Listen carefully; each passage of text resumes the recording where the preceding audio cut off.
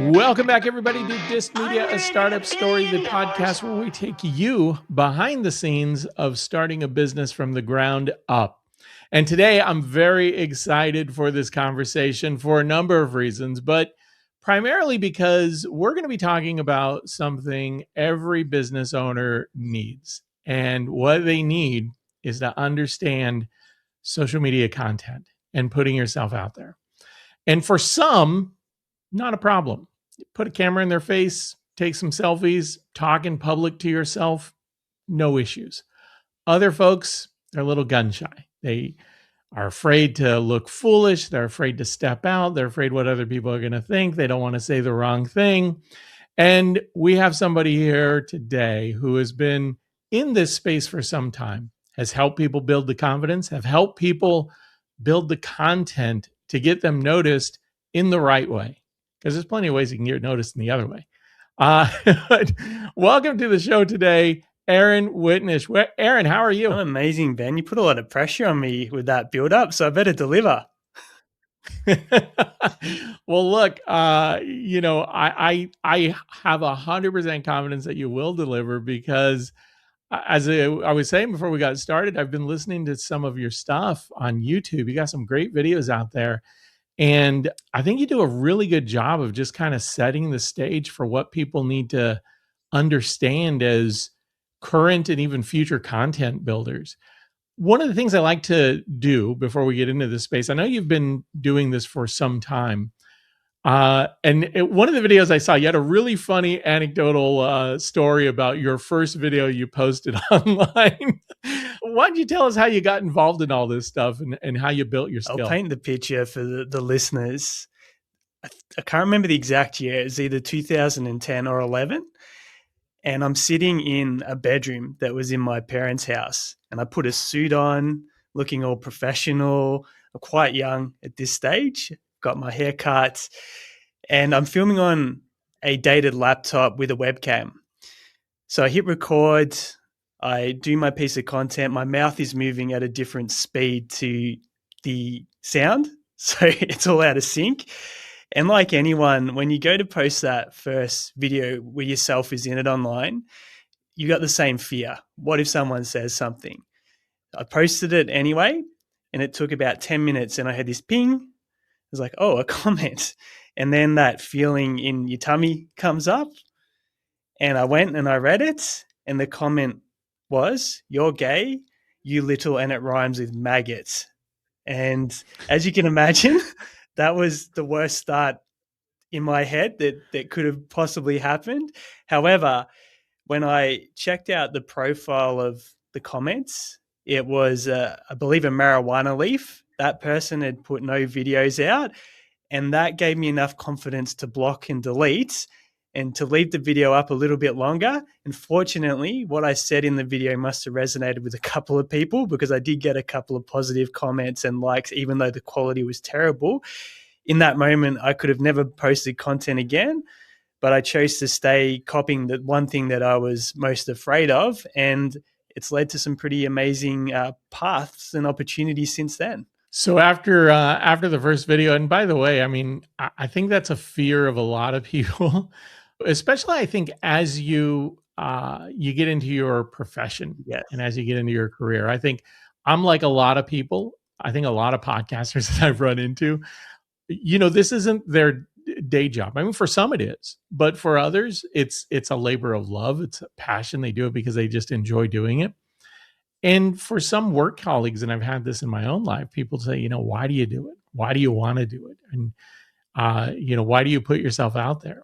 And, I don't know that I have a really good answer for that, to be honest. Aside from the fact that I just enjoy it and I enjoy meeting people. But, I am of that group that I don't mind putting myself out there. I don't mind posting stuff on social media. But I imagine for some clients that you've worked with, it's a little bit of a struggle. It's extremely daunting. A lot of times they've had no experience with video. They're very low production on social media. They might post about what they did on the weekend in their Facebook private page, but to put yourself out there professionally, where competitors, other business owners are going to see you, friends, family, it's extremely confronting. And I haven't yet to meet more than, I think there's 2 exceptions to this over my many years doing this, where they're actually happy and willing to get on to camera and put themselves out there. And the reality is there's a lot of self-judgment that goes on when we think of taking that step.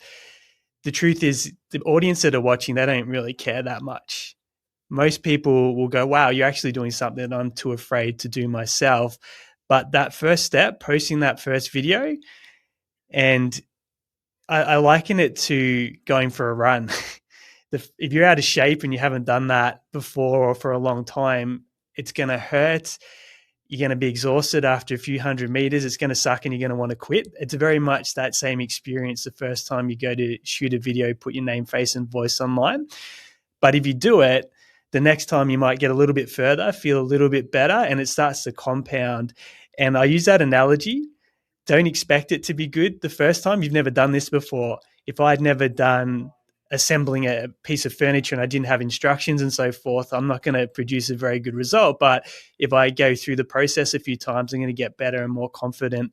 And what I do to help people shift out of that fear frame is go, well, don't make it about you. Who are you there to serve? Who are you here to help? And what if that one idea that you share just changes one person's perspective or life, or gives them some value, changes their trajectory? And you may not even know that that's happened because they may never tell you. But if you think about other people and come from that place of service, it's no longer about you. And that's one way to shift the focus off insecurity and those doubts and fears that creep in when you go to hit record. Yeah, I think one of the things, a guy who's popular in this space, Gary Vaynerchuk, Yes, which, if you do this stuff, people, he's very well known, and some still haven't come across him yet, which is surprising given the amount of stuff he puts true. out there.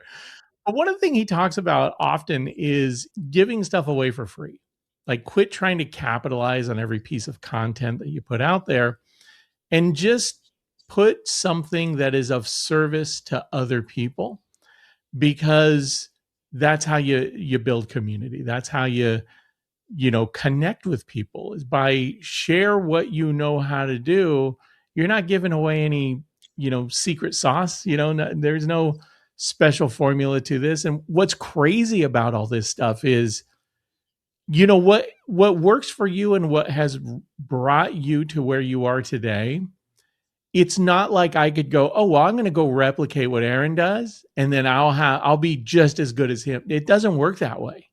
Agree. You have to find your own lane, and the only way you do that is through practice. I completely agree. And a lot of people do come from that scarcity mindset. I don't want to give away my secrets, my formula, my frameworks, my best stuff, because that's reserved for paying clients. The way I look at it is, if you help 100,000 people for free, your business will take care of itself. And that's the lens that I look at it. And certainly in my lane, where we have a done for you service, giving away the do-it-yourself version is completely fine, because the people that don't want to do it themselves, they just knock on the door and say, hey, we just want you to do the outcome and get the result. And we're living in an age where there's more synthetic content, lots of AI, skepticism's at an all-time high. Potential clients are going to check you out before they make a buying decision, particularly if you sell a higher end service or product. If you don't build trust in the videos that they find, in the content that's there, or give them some value up front, you're going to find a lot of resistance when it comes to buying decisions. So my take on it is, give away your best stuff for free, stuff that competitors are being scarce around or would charge for. You're going to stick out like a sore thumb online, and that's going to make it much easier to grow your business and have more demand than you can deliver on with capacity as a business owner. It's interesting too, but I think as smaller businesses, especially when you're in this, kind of client consulting space, if you build your business well and you don't get too crazy with costs, it's not going to take you as much, to run it. And so you can be a little bit more open. To your point, in an age of Uber and DoorDash, anybody could just go to McDonald's themselves, Yeah, or go to the a pharmacy or a grocery store, bring items to you. But we pay people at this point to go do it for us, because for one reason or another, we just don't want to do it. And I think content marketing, content creation, it's the same thing. I think if you share with people how to do it, there's going to be questions. Trust me. There's so many questions about what mic do I use? What camera do I use? What software do I use? How do I edit it? How do I cut the clips? How do I title things? I mean, it goes so deep. Giving 40% of it away isn't going to hurt anything. I agree. And that abundance mindset, it shines off, it rubs off. It's an attraction. It's like a magnet. You listen to someone that's clearly abundant and they give freely. And I'll give a great example of this. When I was very early in my agency journey, in my early 20s, and you're dealing with seasoned business owners, so they could be in the game for 15, 20 years, and you're just a young guy, you don't have a lot of social proof, maybe not a lot of credibility. The way that I was actually able to get a lot of clients was through giving away our strategy. So back then I would write a lot of posts. I go, hey, this is how we do this. And I give the steps. And then at the end, hey, if you want any help with this, just reach out. And that process in itself actually grew my agency early days, where I get on the phone. Back then it was not as many virtual meetings with these seasoned business owners that are 15, 20 years older than me, and have that expert frame because they've read a post where I said exactly how we do things. So they unconsciously knew this person can help me get the result, and then they'll come on board as a client. So by giving away our strategies, it's always been my one wood. And if I host an event or an online workshop, there's no holding back. I'll go through the entire process, demonstrate it live in the room, because that's always worked really, really well for people going, yep, I can see that it works. Now I want it done for me. So I'll put my hand up, and then anyone that decides they want to go off and do it themselves, they've still got insane value. So you get these raving fans and ambassadors for you that have great things to say to other people, and that can lead to referrals. So that abundance frame for giving away content, IP, is a really good lens, particularly moving forward where there's going to be a lot more competition in the newsfeed. It's interesting that you say that. So I started Dist Media about 3 years ago. And for several reasons, one of the things in the back of my head was I was tired of, I'll just say, the charlatans out there on the web who put up these videos and say, all you got to do is this. And look at this. I sold this rubber bracelet and made $60,000 in 2 weeks, and you can do it too. And the deeper you dive into their content, it's all about signing up for a course, and they're going to use Shopify to show you how to do this, that, and the other. And it's all an illusion. It's not that it can't be done. It's kind of like multi-level marketing, selling, door to door, whatever. It's not that you can't build a multi-level marketing company by roping a bunch of people in to sell stuff for you, but it's just very, very difficult. It's not as easy as they make it sound. And I think when you get into this space, you quickly realize that, like, one of the early lessons I learned was around search engine optimization. I thought if it was all about keywords, and find a good keyword, put it in your article, and traffic will come. Man, was I wrong. It is so much more than that. So even if you talk about what keyword marketing is and SEO optimization, there's a deeper layer to it that you're not getting. So, a lot of times you come across these videos on YouTube and they tell you how easy it is. All they're doing is they're giving you the introduction to the topic, but they're not giving you the relentless back end that you have to do day in and day out to make sure that you get to a performance level. It's a lot of tweaking. It's a lot of analysis. It's a lot of data collection, a lot of A/B testing. Not nearly as simple as they make it sound in a 15-minute video on YouTube. Well, Ben, one of my favorite themes that used to pop up a lot, exactly what you're talking about, was the reverse guru, which is what I call it, is where they call out other gurus, yet coming through the lens of I'm the guru. I always thought that was so funny. The gurus would have you believe, but just smashed my mic.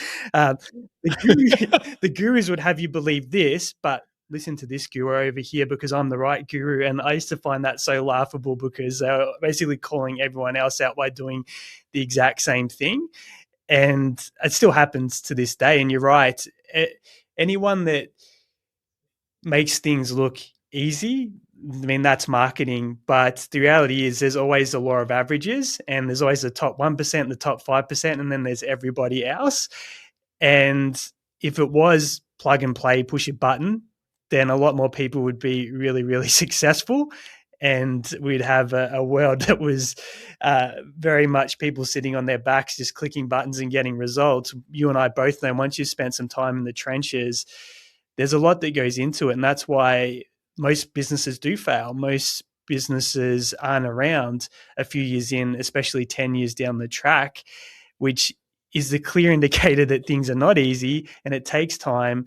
And even if you've got a great service or product, business is a whole other skill set that you need to master around your craft, around your expertise and everything that you do. And I feel that a lot of people that when they step into business, they might be a great technician, but they haven't built that business muscle or business skill set. And that's where they run into a lot of problems as well. Yeah, one of the things that you you mentioned there, yeah, you said a word, and it made me think of something I was telling my wife recently.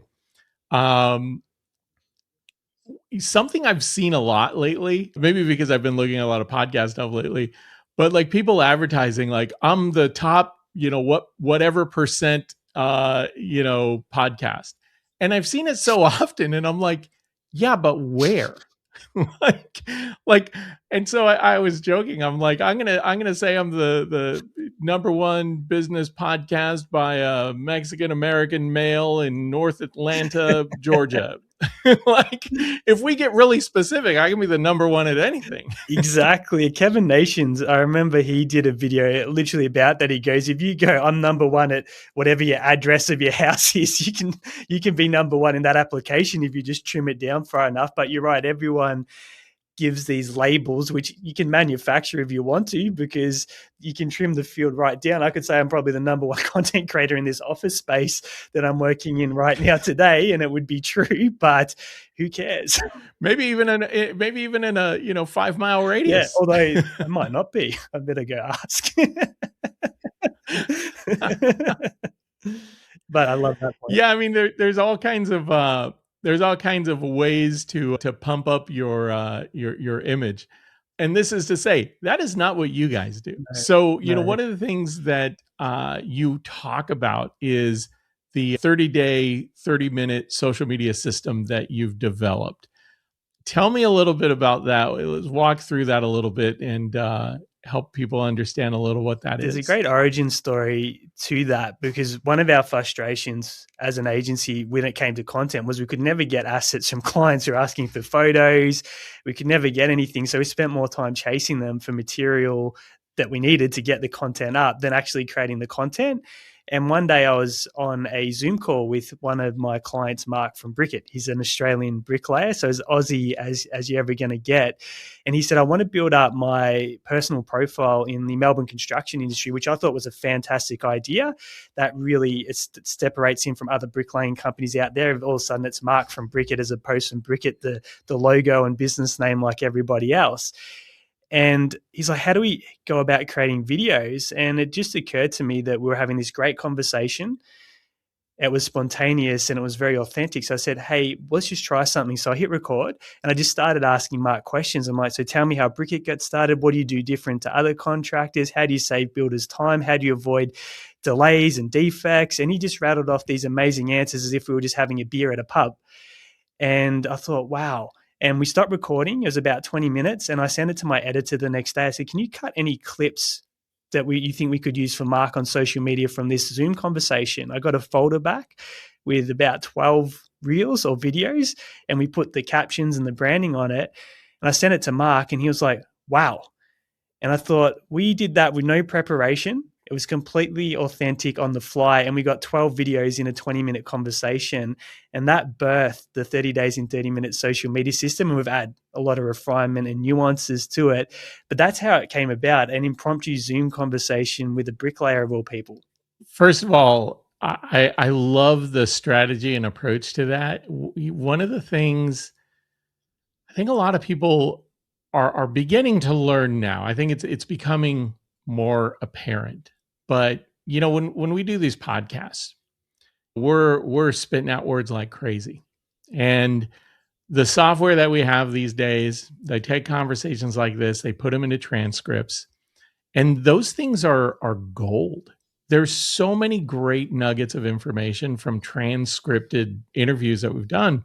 Really, anybody can do this at this point. If you're not sure what your message is, if you're not sure, what your marketing message could be, sit down in front of a mic. Just start talking about your business. Start talking about what you did, why you started it, what you love doing, and then take that recording.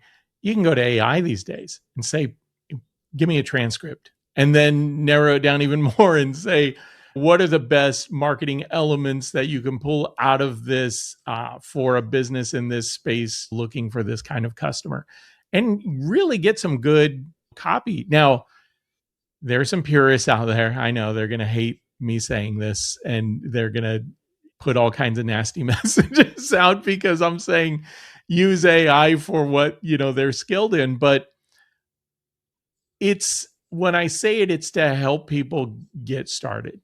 You'll know when you hit a wall and you need more help. You'll know when you need to call in a higher level expert. But I think that is just kind of a good way of getting started down this road. I agree. And we're very abundant with sharing the AI version of what we do. And AI's built a lot into the services now that we deliver.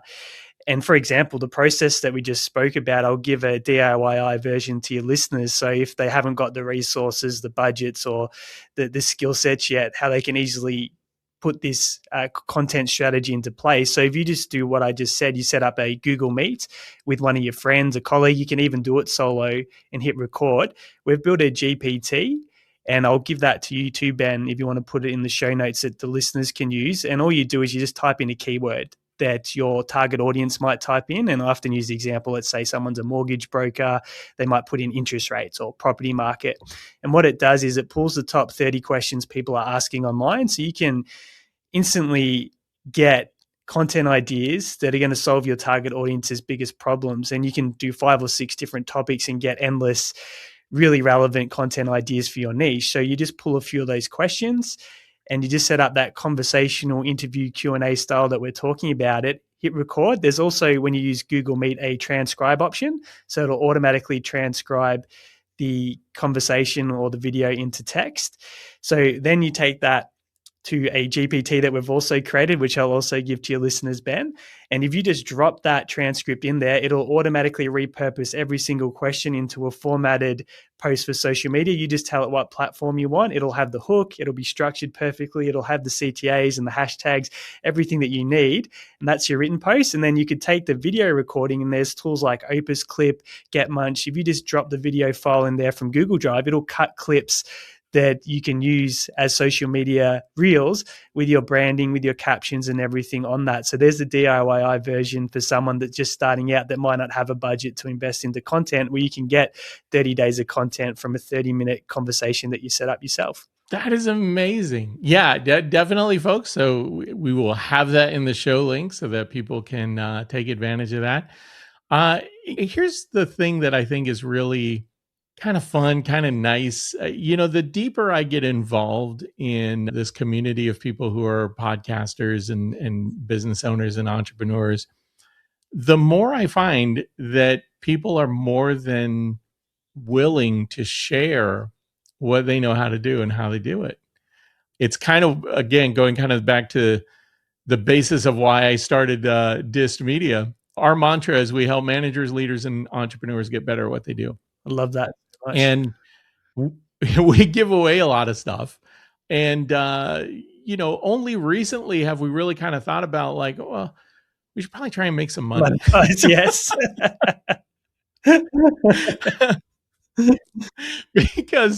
because as of up to this point, it's really just been about kind of building it and learning it. And me individually, I don't feel comfortable positioning myself as somebody who knows something unless I know something, and unless I really feel like I have something that I can share with you and help you build. But even still, I think it's just valuable to build relationships by giving stuff away. So true. So, you mentioned that you guys use AI. Yes. I don't know about you, but every 3 to 4 weeks, like some new crazy innovate. Like I'm playing now with OpenClaw, Yep. Yep. dabbling with that to see what that's capable of doing. Um, every couple weeks there's something new out. What are you guys doing with AI today, and how is it helping you get stuff done? What was interesting is when ChatGPT came out, it disrupted exactly what we did first and foremost. A lot of our service was writing content for business owners and writing their social media posts. So now anyone could prompt their way to a post, albeit the quality might not be that great. So we had the benefit of all that technology then applies to your business. You can then use it for efficiency to get better. What we largely use AI for is to train it on a specific client. So we go through and we do an onboarding process where we ask all these questions to understand who their ideal clients are, what their avatar is, extract what their primary offers are that make the most profit for the business. So we really train AI on that particular client so it knows it inside out. Once we've done that, then we're putting through the content questions that we get from the AI research step with the GPT. So it knows who we're trying to reach, who we're trying to appeal to, and then it's helping refine those questions for us. From there, we record our sessions, as I mentioned, to get the content in 30 minutes a month. But we'll use AI for the transcript and then to repurpose those written posts, as I mentioned with the GPT.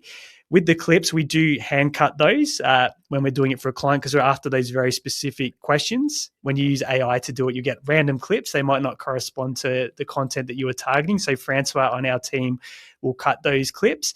Then we use platforms like Canva, depending on what level of branding the client needs, to go onto the reels.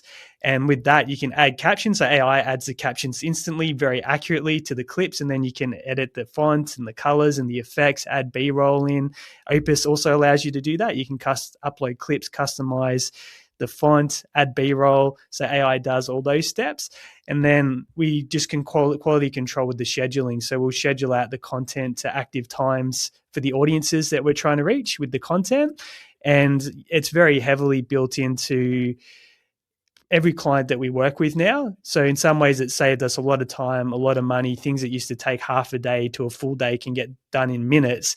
So we've embraced it, and we share publicly and openly how we use it for our clients. We have a demo on our website that shows exactly what we do. So there's no lack of transparency about the role AI plays in our processes. But we understand that if we don't adopt it and integrate it into what we do, we're going to get left behind very quickly. And I think that applies to any industry or any business owner that's not ready to sort of go, okay, it's coming, whether I like it or not. How can it make us more efficient? How can it increase quality? And then you always have the hybrid approach. So we human check everything, we edit everything, we make sure that there's that quality control from our side. We don't just go, hey, AI is going to do it perfectly. And I think that's the important thing. You use AI to speed up quality and outcomes and output, but then you have the hybrid approach where you use the human checkpoints and tidying up to make sure that it ticks all the boxes for the final product that you give to a client. There's a number of things that you mentioned there. I want to unpack a little bit. Number one, I think sometimes when people hear about AI, so I'm a Gen Xer, Depeche Mode, one of my favorite bands. Nice. I remember growing up as a kid, people would say, all they do is hit a button and play music. And as somebody who was into digital music and synthesizers, I was like, it's not that easy. Yes. You don't just hit a button. Like there's a lot more to it. But, the perception is you just hit a button. And I think the perception with AI is that it's easy. Yeah. But what you mentioned there was that you go through a series of steps and it can be wrong. Yep. And it can give you bad output. Yep. And the only reason that you know how to improve that output is because you're time tested with having to do it yourself the old way. And I think that's an important thing to know about ChatGPT or any, AI tool is it's only as good as what you put in, and you have to know the right questions to ask, and you have to know what you're talking about to prompt it the right way, to craft it the right way, to ultimately get, what you're looking for. Because it isn't just a magic thing. Like it actually takes work. And I don't know if you've run into this, but I've run into situations where it's like, damn it, I'm just going to do it myself. It's just not giving me what I want. Well, it's funny that you mentioned that. Literally before we got on this conversation, I was using ChatGPT on one of our client projects, and it produced something that was so far off the mark that I had to prompt it to go, no, you're not even close, and give it the feedback. So you treat it like an employee. Imagine that it was a person working on your team. If it's missing the mark, you've got to re-instruct that and say, hey, here's where you're off. This is what we want to see. And you're micromanaging it to an extent to get it to the output that you want. So it's very much the lens of, this is an employee in our business.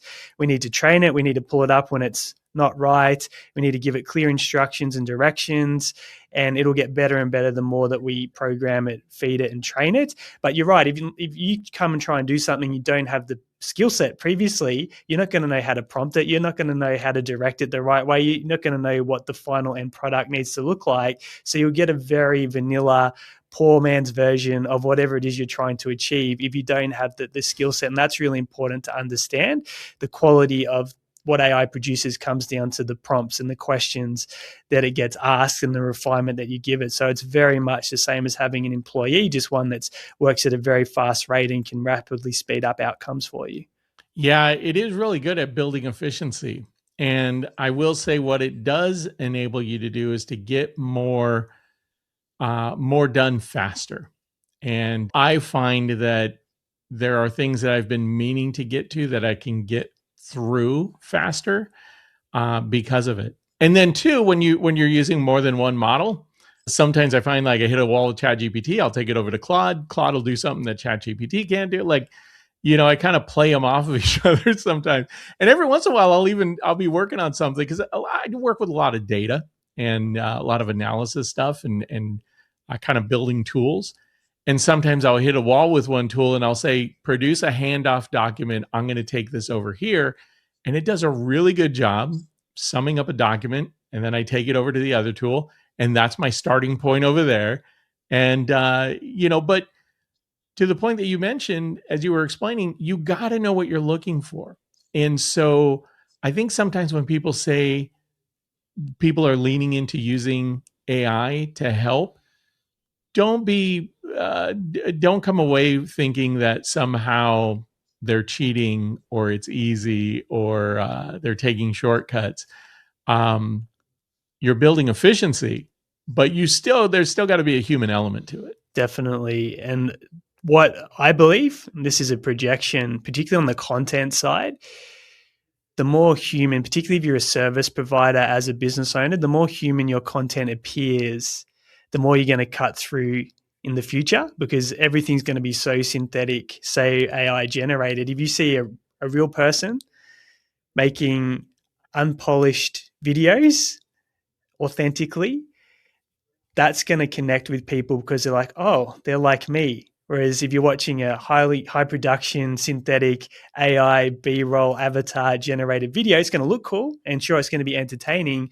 But from a business standpoint, you're going to trust the actual person that's giving you the goodwill, the value and advice up front. You're going to trust a robot avatar who you're going to want to transact with. And that's a question that I think is worth thinking about. And I know personally, the videos that are more real, more authentic, less polished that I put out are much better received than the high production ones that have a lot of filtering, a lot of editing and a lot of cuts, which is really interesting. And that's been the way for ever since I started putting videos online, which is fascinating to me. Yeah. I think authenticity is highly important, in building community and building engagement.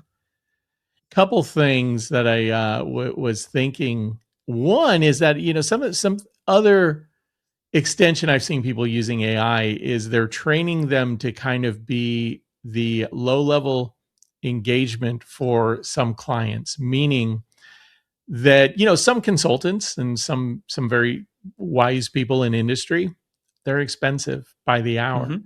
And so what they're doing is they're creating AI counterparts that, like, if you've got a question or you want to tap into some expert knowledge, you can tap into their AI version of them and extract some insight. I find that's kind of interesting, but What I wanted to get to was we've talked about a couple different tools. And I think if you're in this space, if you do a lot of content creation, you have some go-to tools. What are your favorites that you guys use in your work streams? Really good question. ChatGPT now plays a key role with those GPTs that we've built. So that's one of the front runners. Opus is a really good one for recommending for people that are starting out, which will cut the clips and add branded captions. Even if you've filmed some clips on your phone and you want to do more customized branding than what, say, a Facebook or Instagram lets you do when you add the captions, you can upload that clip to Opus and it'll instantly apply your template to it. And if you did want to add B-roll, you can just click a button and tell it what B-roll you want to add to it. And that can be a really powerful tool for editing videos and getting them on brand. Canva, again, we've used that for many, many years. But when it comes to customizing fonts and colors, that's got so many capabilities. And if you're using visual imagery as opposed to videos, it's really strong for that. So that's right up there for us. With recording the videos, as I mentioned, we tend to just go to Google Meet, but Zoom will do the job, Teams will do the job, whatever you like to use. Rev.com is one where if we've got a recording that someone, say, sent us to repurpose, that'll transcribe it into text for us in about 3 to 4 minutes. So that's one place. If you haven't got it automatically transcribed, send your video, send your audio file, and you'll get the text version of that at a very high level of accuracy. They're probably the main ones that stand out front of mind. I'm just trying to think if I've missed anything major. I probably have. But yeah, you always do when you're thinking off the top of your head. But that would be some of the main ones that play a role day to day, week to week in what we do. The reason I ask is, I have my favorite set of tools that I use, and the podcast we do in Squadcast, but it's a company that is actually bought by Descript. Right. So I do a lot of the editing in Descript. Actually, when I do clips, when I do edits, first pass is in Descript.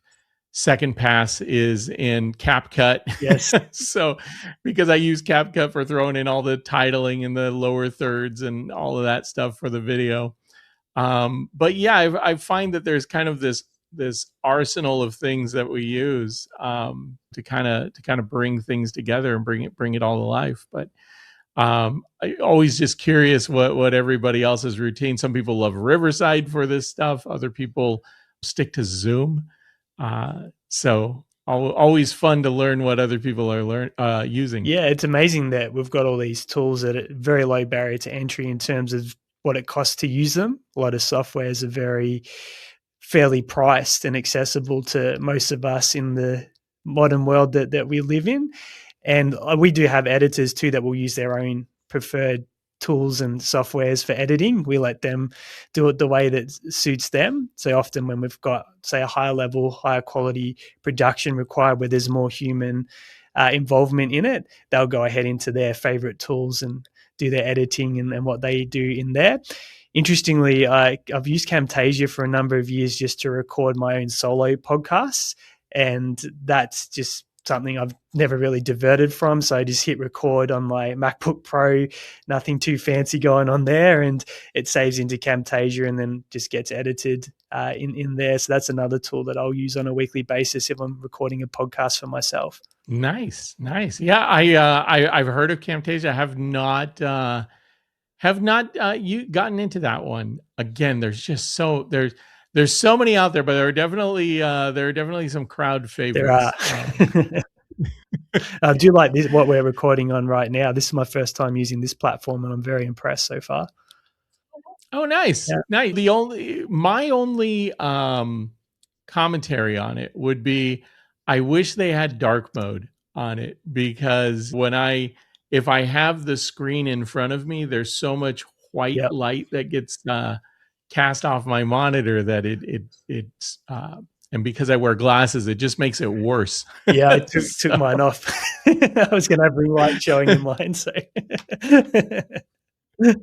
So one of the questions I like to ask is, what is the thing right now that's getting you excited to get up in the morning and go to work? Right now, it is that bigger picture impact, which is interesting. So I shifted away from how many clients do we need to hit our targets and so forth, to what we were talking about earlier. Well, if I help 100,000 people for free, the business will take care of itself. And if you've had that bigger impact, naturally your brand and your profile would be at a level where plenty of opportunities would fall into your lap. So I get up every day going, how can we just help more and more people, make content, social media marketing systems more accessible to everyone so they can get their message out to the world, they can help more people. So there's like this ripple effect. And the more I come from that place, the more excited I am to get on podcasts, make content, to give away free tutorials and demonstrations. And the more I do that, the more and more business comes our way, whether it's through referral, through inbound, saying, hey, I saw you did this demo. Can you do that for our business? And it takes care of ourselves. And we just also stick to our fundamentals. The way we've always got clients in our agencies, we just run small in-person events every month. So we just do a traditional Facebook advertising campaign, which is now Meta. We just put up a simple ad saying, hey, we're going to show this over an hour. Come into the office, people come, sit around a table. I get my computer out. I show them exactly what we do. At the end, we hand out a form. Hey, do you want to have a chat about us doing this for your business? Fill in the form.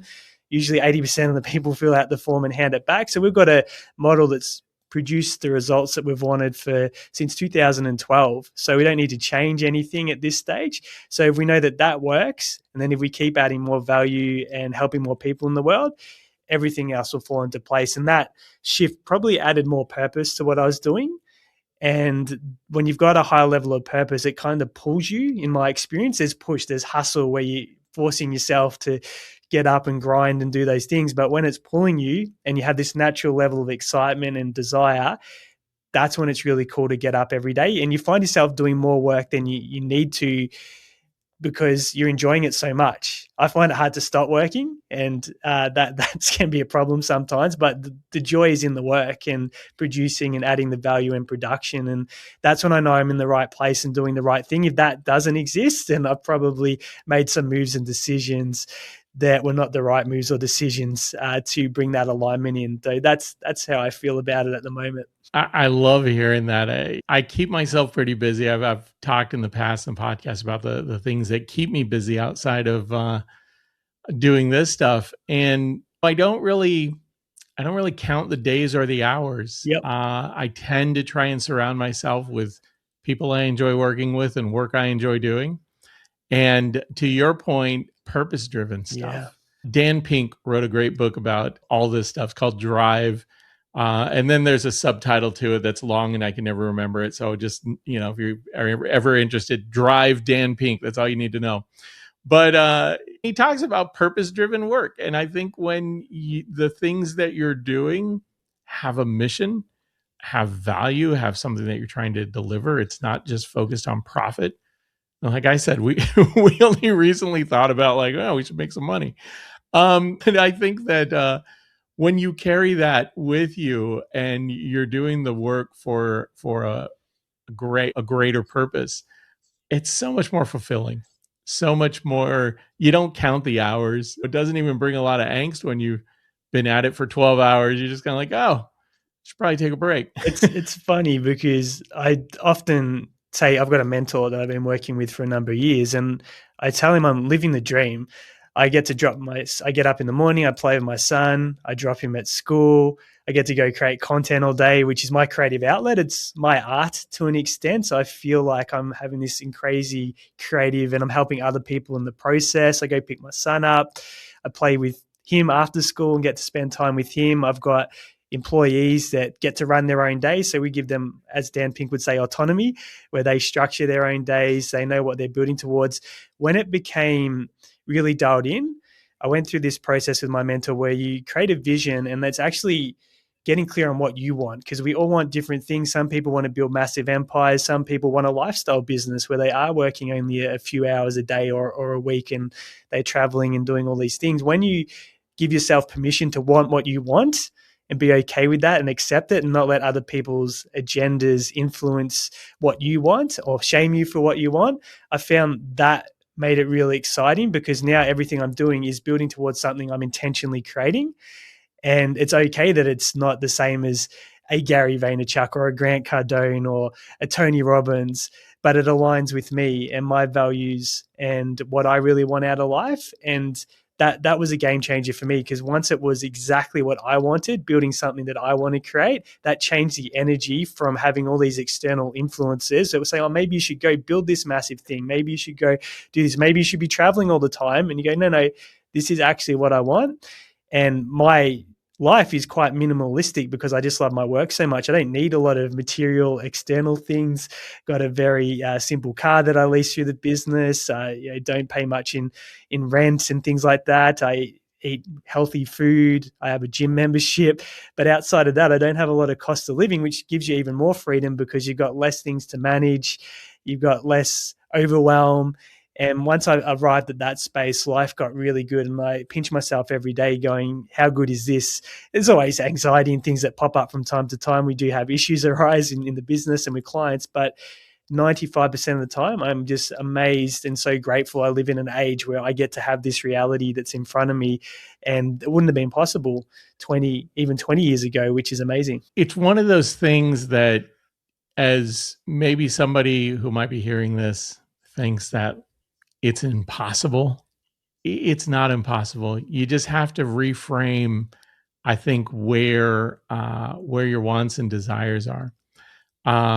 Years ago, I stopped chasing money and I stopped chasing titles, and it's just, I do the work that I enjoy. Could I make a ton more working from some other big large conglomerate? Yeah, probably, but at what cost? There's so much trade-off to it. And no offense to the people who do it. I mean, I great. I mean, if you love doing it, fantastic. But yeah, I think just having some really good perspective on what you expect to get out of life, I think, is really, really important. So great that you have that compass. And honestly, do the stuff you enjoy. Surround yourself with people you enjoy working with. It won't feel like work. I agree. It just doesn't. And the reality is we do need both. We need the people that go build massive companies, create a lot of jobs, employ a lot of people, make big things and move the world. And there's no shame in that if that's you. It's getting intentional Absolutely about, not. what do I want? Who am I? What aligns with me at this stage of life that I'm in? It's okay that will change because you evolve as a person. You get a new perspective. Similar to what you said, I was probably more ego-driven in my youth. I wanted the titles. I wanted to say I had all these things going on. I was very quick to talk about any investments that might be happening in the background. And that was just to be accepted, and really a lack of self-love. But the more I've just learned to really appreciate my flaws and my strengths and every piece of that, and seeing how it all contributes to what I've created today, the more easy it is to show up authentically. The more you can call yourself out. You don't have to worry about other people calling yourself out. And for me, the person who wins at life is the one who's enjoying their life the most, the one who's experiencing the most joy. So if that's through working 20 hours a day and building an empire and you're just loving life, amazing. If you're sitting on a beach working a couple of hours a week and it's just you and a backpack, then you're winning too. So I think that's how I look at it now. And I'm quite happily working a lot of hours and having the time of my life at the moment. That is awesome. So, as we kind of focus on bringing this thing to a close, one of the things I would love for people to know is, where do they find Aaron? Where do we get in touch? Where do we connect? Because you started off, yes, you're in Australia, but I'm sure you do work for people all over the world, That's right? true. So, Yeah, we do. States, we've got some clients over in the States. Good fun working with them and adjusting to the time zones. But we've had clients in Europe, some really weird places like Poland, and from an Australian-based country. Yeah, we get to work with people all over the shop, which is amazing. That's kind of part of the world we live in right now, and doing things through this medium is that it's got some broad reach. Yeah. So how do people find you? Where do they go? So the easiest place that's central and got links to anywhere you want to go is aaronwitnish.com. You can connect with me on social media from there. We've got a demo of our 30 days in 30 minutes social media system. You can watch it there. The podcast that I run is also on there. There's all the resources in one place. So if you head to that website, that's where the easiest place to be able to tap into whatever you want to tap into. Awesome. And we will have links for that in our show notes as well. So as this gets posted, we'll make sure that we have that up. So Aaron, I have to say, thank you so much for your time, for your wisdom, for the things you had to share. I think there's a tremendous amount of value in where we're going from a social media marketing standpoint today, and just, from a marketing standpoint overall. So many cool stuff, and you've been at it for a while. I know that you know your stuff. Um, and, I encourage folks, go check out the YouTube channel, go check out the webpage, go check out the other things that Aaron is doing, because a lot of good information to share. So if you're not sure where to get started, or if you are started and you're struggling, you need some extra help, drop them a line, check them out. It's got some good stuff going on. I appreciate that, Ben. Thank you. Thank you so much. So everybody else, all right, you know the mission. We are trying to get to 100,000 subs on YouTube by the end of 2026. The momentum's building. I appreciate all of you for jumping on the bandwagon. Also, if you want to check out my new book, 10 Topics to Help Managers, Leaders, and Entrepreneurs Get Better at What You Do, go to my website, benolmos.com, benolmos.com, and you can check that out there. Thank you all very much for dropping into the Daily Pitch. No, wait a minute. Dist Media. My phone, I'm looking at it right now. It says a Daily Pitch on the back of it. I meant Dist Media. The website's a dailypitch.news. Go check it out. Everybody else, thank you for dropping in. I hope you have a good one, and we'll catch you next time. See you later. Thanks for listening to Dist Media, a Startup Story. This podcast was produced and edited by Ben Olmos and is a production of Dist Media Corporation. If you're interested in learning more about anything you heard on this episode, please reach out to us at podcast@distmedia.com. You can also get more information about this and other episodes, or information about our guests, by checking out dailypitch.news, our business and insights publication focused on helping managers, leaders, and entrepreneurs get better at what they do.